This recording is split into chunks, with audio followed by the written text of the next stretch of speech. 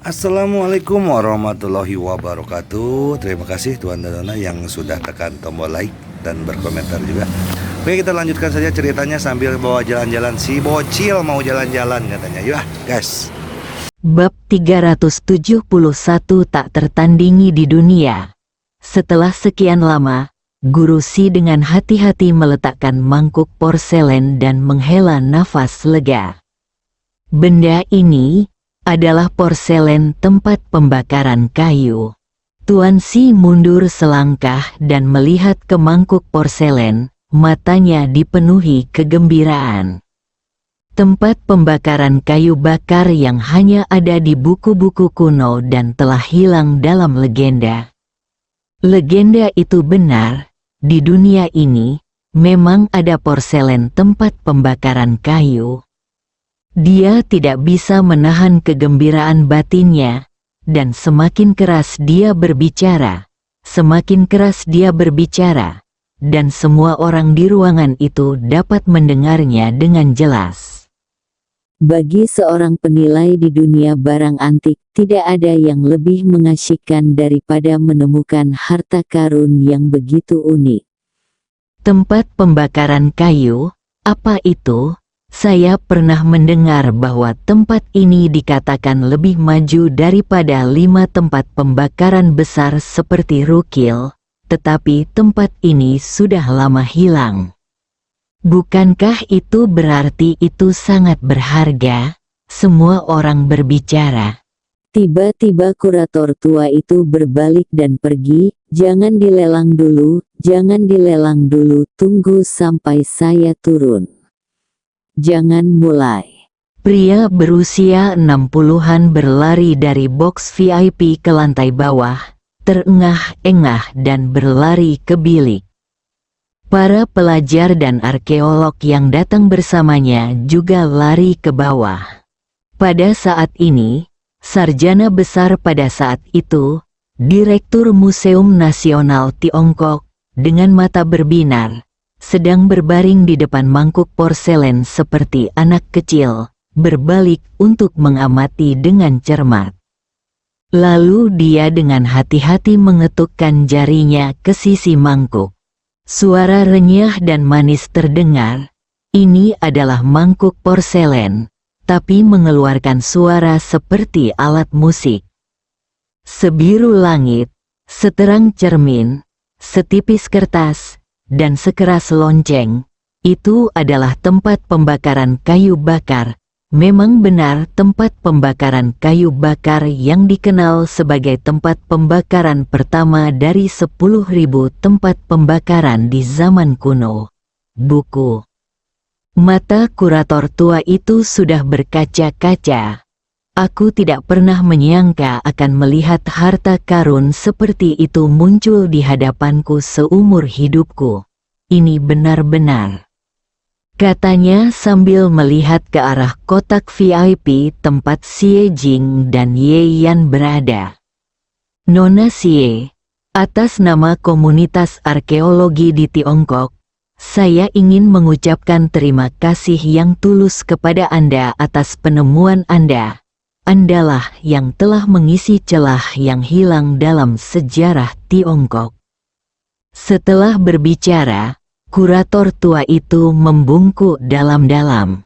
Mereka yang bersamanya juga membungkuk dan memberi hormat. Xie Jing sudah tercengang. Baru saja dia mengira dia sudah mati kali ini. Tetapi dalam sekejap, situasinya berubah menjadi seperti ini. Ye Yan lah yang menepuk-nepuknya hingga membuatnya sadar kembali. Lalu dia menatap Ye Yan di sampingnya dengan tatapan yang rumit. Direktur Si, jika kamu ingin berterima kasih, kamu bisa berterima kasih pada Ye Yan. Dia menemukan mangkuk porselen ini.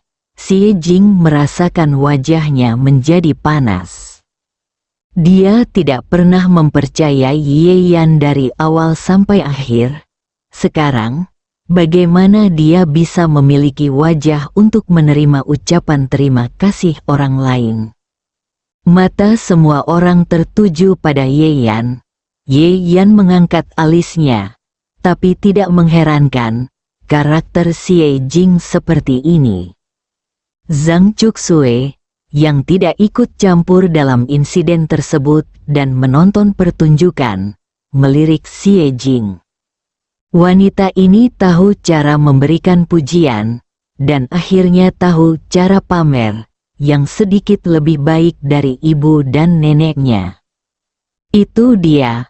Aku sangat mengagumi Tuan Ye yang mempunyai visi seperti itu di usia yang begitu muda.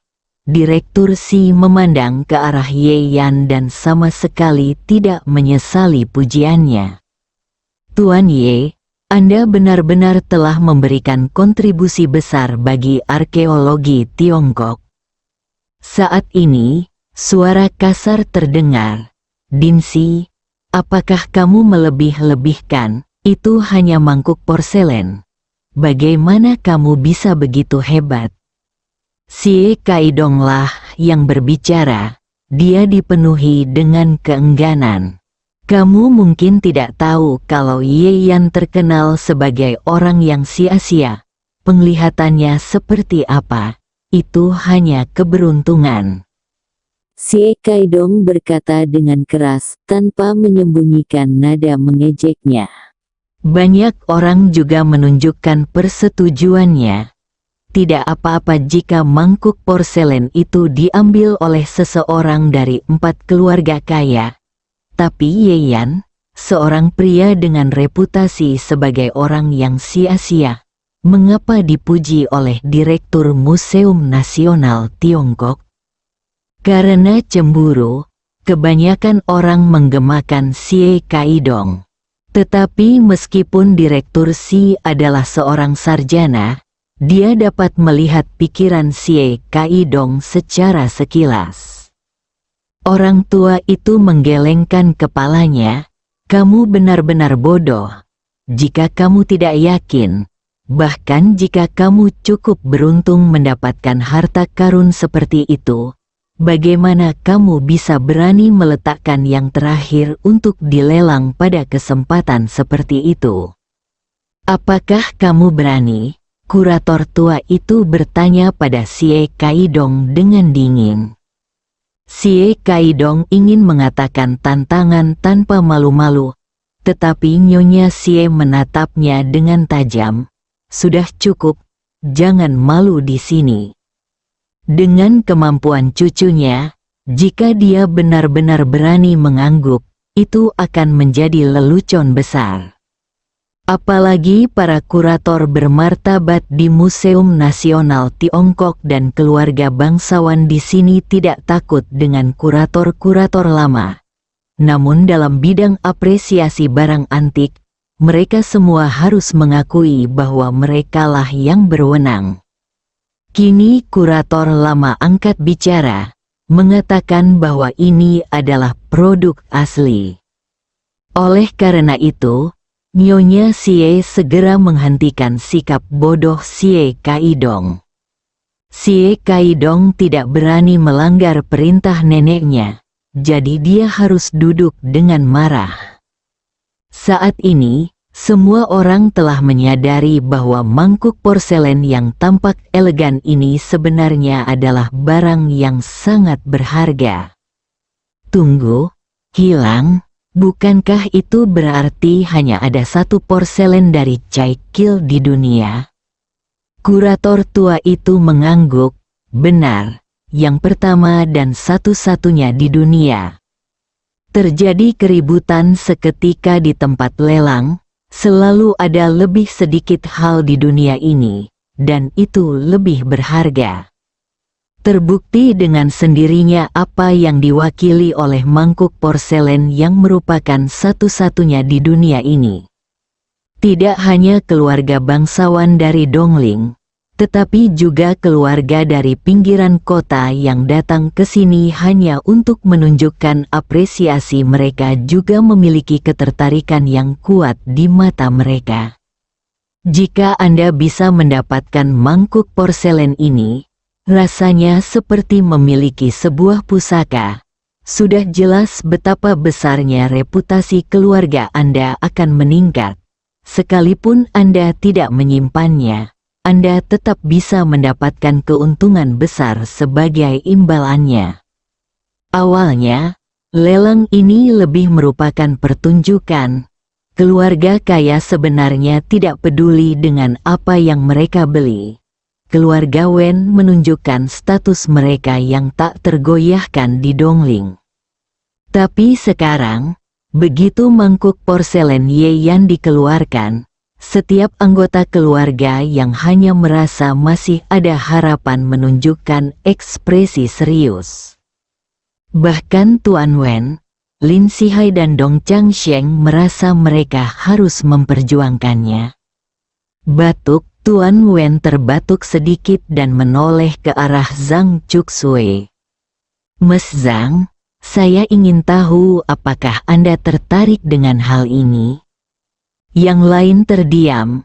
Mereka semua tahu bahwa jika Zhang Chuksui benar-benar menginginkannya, maka tidak ada yang perlu diperdebatkan saat ini. Dalam hal sumber daya keuangan gabungan mereka tidak cukup untuk mengalahkan konsorsium Zhang saja.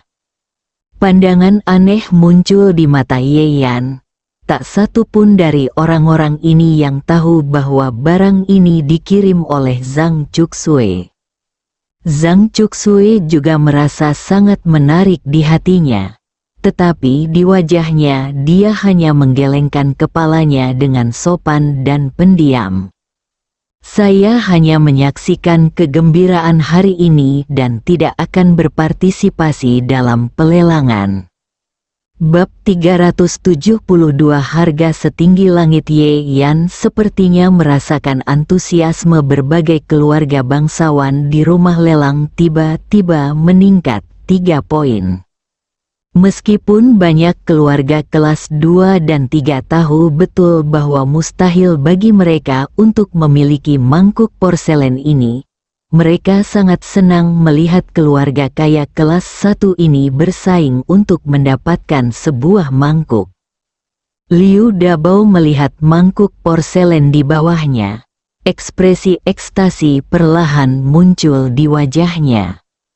Dia membeli begitu banyak barang antik bukan karena dia sangat menyukainya, tetapi untuk memberikan hadiah kepada orang-orang penting yang menyukai barang antik.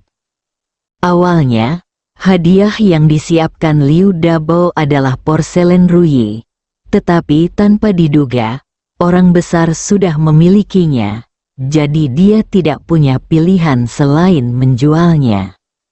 Tapi sekarang, dia menatap lurus ke mangkuk porselen.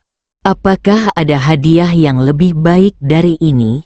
Jika Anda mengirimkan ini, Anda bisa mendapatkan lebih banyak sumber daya pembunuh sebagai imbalannya. Anda harus mendapatkan sendiri mangkuk porselen ini. Kurator tua itu memandang keluarga-keluarga kaya yang begitu ramah tadi. Namun dalam sekejap mereka menunjukkan wajah seperti serigala lapar, dan dia merasa menyesal di dalam hatinya. Dia sangat mengenal keluarga-keluarga besar ini. Dengan kata lain, pesaing terbesar Museum Nasional Tiongkok dalam pekerjaan memulihkan peninggalan budaya adalah orang-orang ini. Sayangnya, saya begitu impulsif sehingga saya melupakan semuanya begitu saya melihat porselen Chai Kil yang legendaris. Kalian juga, kenapa kamu tidak menghentikanku sekarang? Direktur Xi mengeluh kepada orang-orang di sekitarnya. Para ulama dan pakar di sekitarnya semuanya tampak malu. Saat kurator tua itu heboh, mereka juga tidak heboh. Saya tidak punya pilihan selain melakukan yang terbaik. Direktur Xi menghela nafas, kembali ke kotaknya, dan mengeluarkan ponselnya. Sayalah yang telah menyiapkan semua anggaran daur ulang peninggalan budaya untuk museum tahun ini. Tidak perlu menyimpan apapun, Jika kita bisa menangkap apa yang kita punya saat ini, panen tahun ini akan cukup menyamai 2 tahun terakhir. Faktanya, tidak hanya Direktur Xi, tetapi juga Tuan Wen, semua keluarga yang merasa memiliki peluang untuk bersaing pun mengerahkan dana. Untuk sementara waktu, situasi tenang di tempat lelang. Namun semua orang tahu bahwa ketenangan ini hanyalah pertanda sebelum badai datang. Di dalam kotak, Xie Jing masih tidak percaya bahwa segala sesuatunya telah berkembang hingga saat ini. "Kamu?" Dia membuka mulutnya untuk mengatakan sesuatu, tapi dia tidak tahu harus mulai dari mana. Ye Yan memandangnya dan melihat apa yang paling ingin dia tanyakan. "Mangkuk ini adalah yang kuberikan padamu sebelumnya." Xie Jing tanpa sadar mengepalkan tangannya. "Kamu bohong, itu tidak mungkin." Xie Jing mengertakkan gigi dan berkata dengan enggan. Tapi hanya Xie Jing sendiri yang tahu betapa lemahnya kata-katanya. Bagaimanapun juga, dia bukan orang bodoh, dan dia sudah merasakan ada yang tidak beres apapun yang terjadi.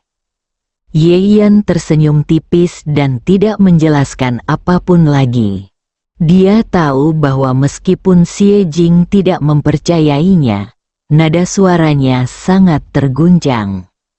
Bukan sekedar keluar dari kata-kata keras, tidak mau menghadapi kenyataan, tidak berani berpikir mendalam, dan mentalitas sejenis lainnya. Tidak masalah.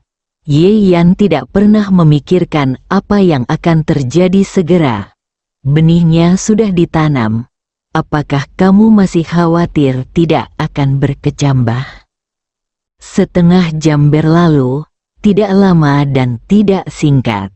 Itu cukup membuat Huang Tingting, Nyonya Xie dan yang lainnya merasa cukup menderita, dan juga cukup bagi berbagai keluarga bangsawan untuk mengerahkan dana yang baik. Perwakilan keluarga yang terakhir meletakkan ponselnya dan melihat ke stan.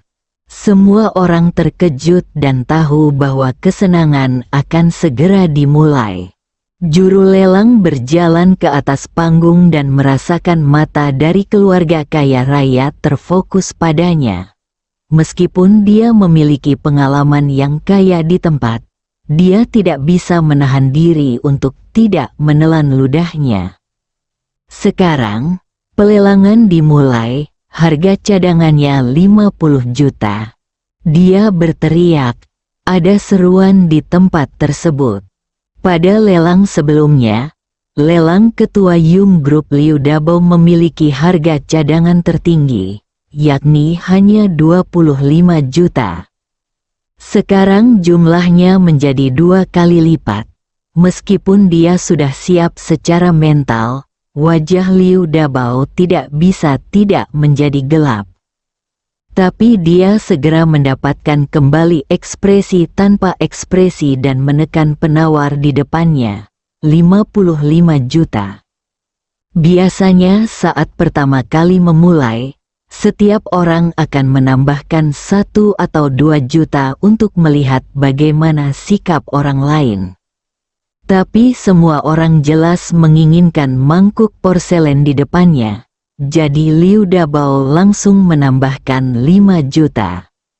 Tentu saja harga tersebut tidak bisa didapat. Itu hanya sekedar demonstrasi kepada keluarga lain untuk menunjukkan sikapnya. 60 juta, Dong Changsheng tidak menunjukkan kelemahan apapun dan segera mengikutinya.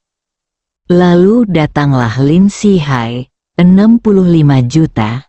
70 juta, ini adalah keluarga yang datang dari luar kota untuk menonton upacara tersebut. 75 juta, 80 juta. Satu demi satu, di mata beberapa keluarga kaya, uang hanyalah angka. Jika Anda bisa membawa pulang mangkuk porselen unik ini, itu akan sia-sia. Tak lama kemudian, harga mangkuk porselen Chai Kil dinaikkan menjadi 150 juta. Harga ini sudah setara dengan porselen Ruyi milik Liu Dabao, namun jelas masih jauh dari harga terendah. 170 juta, seluruh tempat menjadi sunyi. Kurator tua itu tampak serius dan mengulangi, 170 juta. Tidak ada yang menyangka bahwa lelaki tua berpenampilan anggun ini sebenarnya memiliki 20 juta, dan dia sepertinya bertekad untuk tidak menyerah sampai dia menang. Saat ini, Tuan Wen, yang selama ini diam, berkata dengan tenang, 20 juta. Brengsek, seseorang tidak bisa menahan diri untuk tidak mengutuk. 200 juta, ini baru permulaan. Semua keluarga yang ikut lelang baru mengajukan satu putaran penawaran, dan mereka sudah mencapai jumlah ini. Tentu saja kecepatan kutipannya nanti pasti akan melambat, tapi juga menakutkan. Sial, kalau begini terus, bukankah harga transaksinya akan mencapai 400 juta? Semua orang di sekitarnya terdiam. 400 juta. Semua properti keluarga kelas 3 dikemas dan dijual, dan harga tertinggi hanya ini. Mangkuk untuk keluarga, itu konyol, tidak jauh dari situ. Huang Tingting menatap mangkuk porselen. Kecemburuan di matanya hampir berubah menjadi kenyataan. Dia benar-benar ingin segera naik ke panggung dan menghancurkan mangkuk pecah itu. Kalian berdua tidak berguna, kalian tidak bisa melakukan hal kecil dengan baik. Kalau tidak, bagaimana wanita jalang itu bisa begitu mencolok? Nyonya Xie dan Xie Kaidong sama-sama terlihat buruk, dan ekspresi mereka menjadi lebih buruk ketika dia memarahi mereka. Tapi tak satu pun dari mereka yang berani mengeluh. Sekarang Xie Jing melihatnya menjadi terkenal. Jika mereka tidak berpegang pada pelukan keluarga Huang, siapa yang bisa bertarung dengan Xie Jing di masa depan? Di lapangan, suasana hati Qin Fanglan rumit. Mau tak mau dia merasa senang saat melihat harga lelang melonjak. Tapi kemudian dia berpikir bahwa mangkuk porselen yang dia curi telah kembali ke tangan Xie Jing, dan dia merasa tidak nyaman. Terkadang dia senang dan terkadang khawatir, yang membuat wajah Qin Fanglan terlihat aneh dan berubah. Xie Chengqian yang berada di samping ketakutan saat melihatnya. Takut istrinya akan terkena sesuatu yang buruk, bersambung.